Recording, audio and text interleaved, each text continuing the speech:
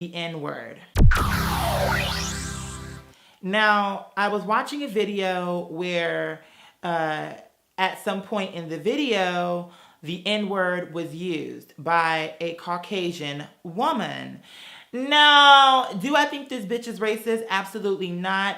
However, the fact of the matter is, she cannot be surprised if people are feeling some type of way of her use of the N word.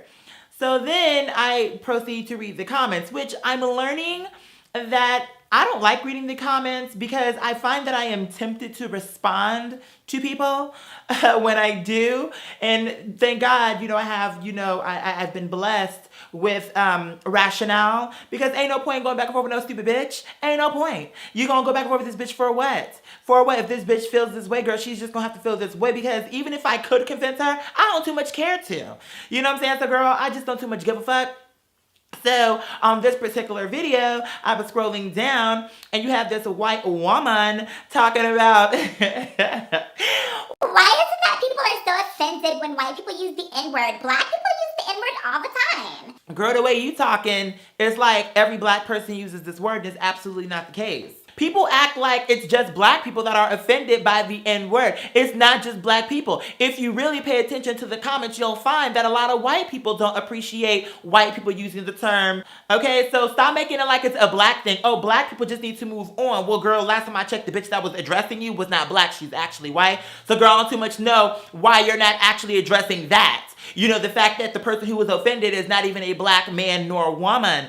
So what are you talking about, sweetheart? But having said that, I'm really trying to understand this logic that just because you heard a black person use the N-word in a rap song or on television, that suddenly now that gives you carte blanche to use the word too. Bitch, that person, that individual, that group does not represent the entire black community. So what is the conversation here again? I don't understand this thing that, oh, well, black people use it. Well, bitch, have you met every black person to say that every black person uses this word, bitch? So I don't understand this logic that, oh, girl, well, I heard a black person use it. It must be okay, because if you can say it, I can say it too. The way that it is if you are not a part of the club, girl, if you're not gay, don't use the word fag. If you're not black, don't use the word nigga. Bitch, if you ain't whatever the conversation is, girl, then don't use those girls' words. It's just the way it is, sweetheart. Let's just make it real simple. You can say whatever you want to say, when you want to say it, how you want to say it. Just don't be shocked if the girls look at you crazy, white and black, for using whatever the word is that you are using, Miss Thing. At the end of the day, you have a right to say whatever it is that you want to say. But if in fact you actually want to get someplace in this world, then you need to understand that you don't want to offend a large group of people, be it gay, black, white, Jewish, Latino, Asian. It really doesn't too much matter. So having said all of that, I just have to clock that T, because that's just how I feel. I just feel like white people, not all of them, but just this small little pocket of white girls, this little hot pocket of white girls and boys that kick in with this conversation about, Well, I just don't understand why it's such a problem. Like, I just heard Hakeem. I heard Hakeem use this word. Why is it such a problem? okay, that's why Hakeem is Hakeem, sweetheart. Hakeem is Hakeem. You cannot say it's okay for me to do something because Hakeem did it. Just because somebody else does something, sweetheart, does not give you carte blanche to do it too. Okay? This ain't a monkey see, monkey do type of damn mentality. This is not just because I saw you do it, all of a sudden now means I'm going to do it. Okay, what are we, 5? Let's grow the fuck up. Okay, let's grow a brain inside of this skull of ours, and let's begin to use it once and for all. You know what I mean? Like, let's wake the fuck up. So much is going on, you guys. I don't even know where to begin. Number one, I'm going to be going back to school, hopefully. Let me not speak too soon on that. It's my intention to go back to school. And, I was discussing with one of my good Judies, and she was just telling me, if you really want to go, go. Don't, you'll figure it all out. Just go. Because what I was telling her, I said, I would like to go back to school and either do psychology and business or communications and business, right? And she was just like, what you could do maybe is you can go ahead on and get that psychology and do a double major, bitch, and kick in with this business and communications. I'm like, girl, I'm really trying to figure it out, because I really do want to go back.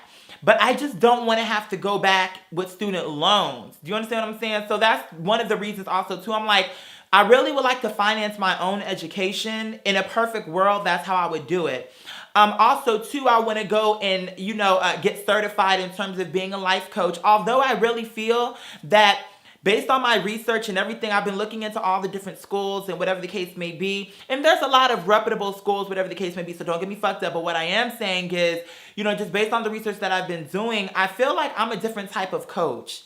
Like, everything is they're all kind of saying the same thing, and some of the parts I agree with, like, okay, I do agree with, you want the girls to actually set goals for themselves, et cetera, et cetera, et cetera. But for me, I feel like in order for us to really know where they're trying to go, number one, we have to see where they are. And then we have to address why they're stagnant. Why aren't they moving forward? It's not just enough to be like, fuck your past. That doesn't mean anything. The past is the past. Keep it moving. Where are we today and where are we trying to go? I think that both of those pieces are critical, but I also think that it's paramount that we address what happened to put you where you are. But based on all the research that I'm doing, it's like that's not standard apparently. And I'm like, well, I'm just gonna be a different type of bitch, because for me, the girls that I'm working with, I want to work with them on as a whole. I'm not just wanting to start the movie from the middle and then get to the... And that's another thing. I don't understand how you can do that. Like, who walks in on a film in the middle and can enjoy getting to the end? I don't enjoy a film when I started from the middle to the end. I need to see it from the beginning, middle, and then end. That's just the type of person that I am. So that's just my theory or my logic in terms of my approach to coaching people. And then another thing is also too, okay, so this week I did a lot of consultations. The consultations are free. I feel like I said that in the video, but I got a few emails. Are the consultations free? Are the consultations free? The consultations are absolutely free. For all of those that are going to set up a consultation and or an appointment with me, I want you to think about something. It's not just enough to know what it is you want to work on. Say, for instance, one of the common threads is self-acceptance, self-esteem, confidence. These three things. Of course, you want to learn to accept yourself as you are in the skin that you're in. You want to build your confidence. You want to love yourself. You want to work on your self-esteem. These are all things that we can address. But it's not just enough to know what you want to work on. We have to set some tangible goals that we can actually gauge the success of the session. And so what I mean by that is, okay, what is it that you've always wanted to do that you never did because of your self-esteem, because of your confidence, because you didn't accept who you were? What is it that you've always wanted to do that you didn't do as a result of so forth and so on? And what are some things that you want to do moving forward? Once you gain this confidence that you so seek, once you gain this self-esteem, once you build yourself up and you love who you are, when you look in the mirror, you can genuinely say, I love this person. This person is talented, etc., etc., etc. What is it that you want? Anyway, I digress. For those of you that are considering, make sure that you check out my website, pursueacuity.com. For those of you that are already clients of mine, for the 3 people that I currently have on my roster as reoccurring, what I'm going to do is do a bi-weekly podcast that I'm going to email to you all. It's just something to have in your ear when we're not working together. For my clients moving forward, you do have access to me. Obviously, you have my business email. And if in fact, during the interim from one appointment to the next appointment, if in fact you need to reach me, you can do that. Don't abuse it.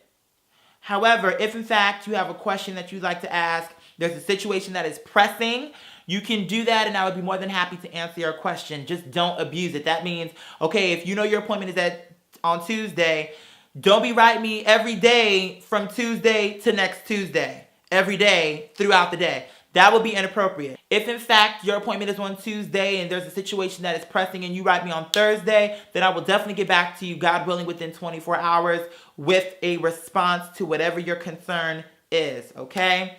So the podcast, in addition to you have access to me to reach me when you need to talk. Just behind me, what is this? What the hell is this movie that I'm watching? Seven Below, I think I'm gonna end up cutting this shit off because it's just looking too damn stupid already. But then again, it may be kind of good. I don't know. It's one of them horror films where it's either gonna be real good or real fucking bad. And sometimes it's really bad, but it's so bad that it's good. And I'm just trying to figure out if this is one of those really bad ones that is so bad that it's good, or if it's just a fucking shitty movie. But having said that, Val Kilmer stay getting killed in the beginning of a film. I mean, this is like the third damn movie I saw where he was like a big name. I mean, he's probably next to the one black dude, I can't think of his name, the one who did Holiday Heart. Next to her, you the biggest name in the damn film. So everybody else, I don't even too much knew who the fuck they were. So I'm thinking, how is they gonna keep hiring Val Kilmer? Maybe he's just too expensive. They said, bitch, we can't afford your rate. So what we're gonna do is we're gonna give you $200,000 and we're gonna have you in the film just so we can say you're in the film to kind of promote the film. But then what we're going to do is kill you in the first 5 minutes. Because I'm like, well, goddamn, he just got in the film and now he's dead already. Girl, you never make it to the end. It's like, girl, since the 90s, girl, she'll never make it to the end. So shit. I'm like, girl, I can't take Miss Val Kilmer. And then it's another girl in the film who, bitch, okay, so you were stranded, right? And then, okay, she gets to the house. She had on a practical outfit. It wasn't like she was soaking wet. And even if she was soaking wet, bitch, it wouldn't have been nothing for you to throw on a robe, have this man throw your clothes in a damn dryer. But instead, she gonna let this bitch talk her into putting on this ball gown. Like, how dumb, how stupid do you look walking around in somebody's dress that ain't even too much your dress, in a thunderstorm, in a house you ain't even too much, like what? She got 35,000 buttons in the back of her back and she thought that was the right outfit to wear. I'm like, oh God, I can't stand stupidity. Oh my God. Well, anyway, shout out to my homegirl Donna. I've never shouted her out, but I love her down. She's amazing. One thing about it is I'm a very independent person and things of this nature, blah, blah, blah, blah, blah.